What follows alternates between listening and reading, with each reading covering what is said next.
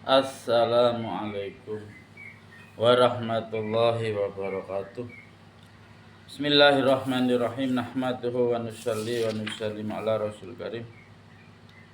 Alhamdulillah, saudaraku dimanapun anda berada, alhamdulillahirabbil alamin. Hari ini kita jumpa lagi di channel yang sama,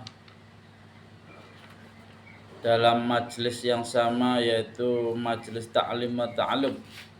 Saudaraku yang dirahmati Allah SWT, semoga Allah SWT senantiasa mencurahkan rahmat, hidayah, maghfirah kepada kita, sehingga hari demi hari kita semakin taat kepada Allah Subhanahu wa ta'ala. Saudaraku yang dirahmati Allah SWT, dimanapun anda berada, kita lanjutkan taklim yang kemarin, yaitu anjuran supaya zuhud, qanaah, dan tidak meminta-minta. Ucapan Abu Darda radhiyallahu an itu mengandung celaan dan peringatan yang keras yang harus dibaca dengan penuh perhatian. Ia marah kepada orang-orang yang beragama pada zaman itu.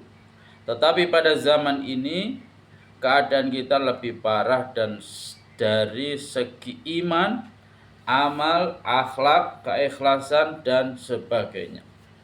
Mereka dimarahi oleh Abu Darda radhiyallahu an karena keadaan mereka. Bagaimana seandainya ia melihat keadaan kita pada zaman kita ini?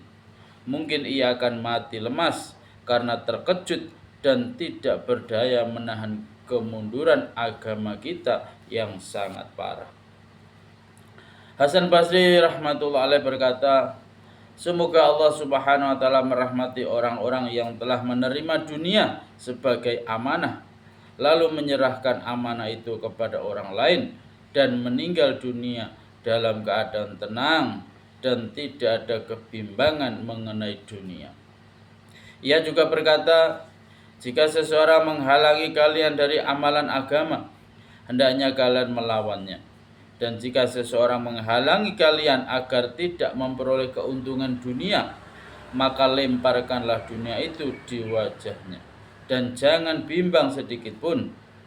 Abu Hasan rahmatullah alaih berkata, selamatkanlah dirimu dari dunia. Pada hari kiamat, orang akan dibangkitkan di padang mahsyar, lalu diumumkan, di manakah? Lalu diumumkan, inilah orang yang telah mengagungkan apa yang telah dikatakan oleh Allah Subhanahu wa ta'ala sebagai sesuatu yang hina. Abu Hasan rahmatullah alaih berkata, selamatkanlah dirimu dari dunia. Pada hari kiamat, orang akan dibangkitkan di padang mahsyar, lalu diumumkan, inilah orang yang telah mengagungkan apa yang telah dikatakan oleh Allah Subhanahu wa ta'ala sebagai sesuatu yang hina.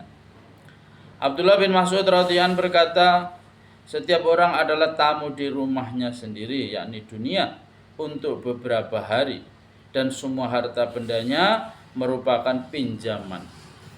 Tamu itu mesti pulang ke rumahnya sendiri, yakni akhirat, setelah beberapa hari yang ditentukan, dan barang-barang pinjaman itu harus dikembalikan.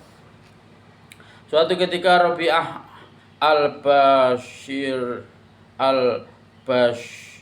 Bashriyah rahmatullah alaih mendatangi suatu majelis yang peserta-pesertanya membicarakan keburukan dunia. Ia pun berkata, janganlah kalian membicarakan dunia walaupun dengan kebencian, karena dengan membicarakannya berarti kalian menganggap bahwa dunia itu masih ada harganya di hati kalian. Jika tidak berharga, maka sekali-kali jangan membicarakannya. Luqman alaihissalam pernah menasihati anaknya, hendaknya engkau menjual duniamu dengan agama. Luqman Hakim alaihissalam pernah menasihati anaknya, hendaknya engkau menjual duniamu dengan agama, agar engkau memperoleh keuntungan dunia dan akhirat. Dan janganlah menjual agamamu dengan dunia, nanti keduanya, yakni dunia dan akhirat, akan rusak. Mutarif bin Syahir rahmatullah alaih berkata, janganlah kalian memandang kehidupan mewah dan pakaian mahal para raja, tetapi pikirkanlah apakah akibat yang akan mereka hadapi kelak. Abu Umamah radhiyallahu an berkata bahwa ketika Rasulullah SAW diutus, maka syaitan mengirim pasukan-pasukannya untuk mengetahui masalah yang sebenarnya. Setelah membuat siasat, mereka melaporkan bahwa seorang nabi telah diutus. Nabi itu mempunyai umat yang sangat banyak. Maka syaitan bertanya, apakah cinta kepada dunia ada dalam hati mereka? Mereka menjawab, ya, cinta kepada dunia juga ada dalam hati mereka. Maka setan berkata, kalau begitu aku tidak khawatir meskipun mereka tidak menyembah berhala. Aku akan memberi mereka 3 perkara untuk menguasai mereka. 1. Penghidupan yang tidak sesuai dengan syariah. 2. Pembelanjaan yang tidak dibenarkan oleh syariah. Dan 3. Tidak membelanjakan di tempat yang benar. Ali radhiyallahu anhu berkata bahwa harta yang halal di dunia akan dihisab dan harta yang haram akan menyebabkan azab. Malik bin Dinar rahmatullahi alaih berkata, selamatkanlah dirimu dari ahli sihir, yakni dunia. Bahkan hati ulama pun ia sihir. Abu Sulaiman Darimi rahmatullahi alaih berkata bahwa hati yang di dalamnya ada akhirat senantiasa diserang oleh dunia agar dapat menguasainya.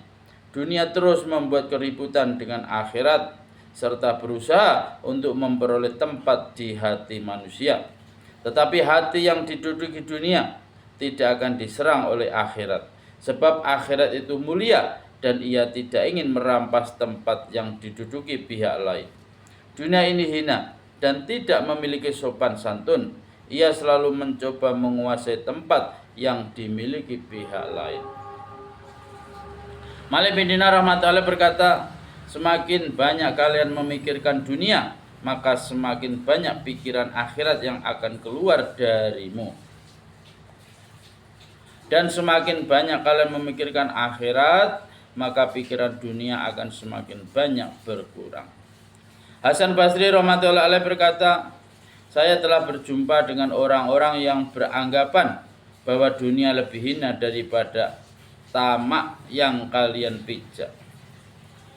Hasan Basri rahmatullahi berkata, saya telah berjumpa dengan orang-orang yang beranggapan bahwa dunia lebih hina daripada tanah yang kalian pijak.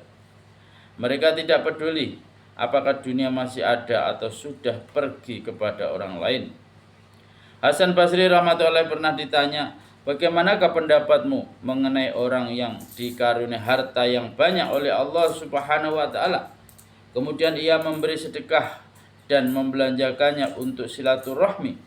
Apakah wajar baginya jika ia memakan makanan yang mahal dan lezat serta hidup mewah?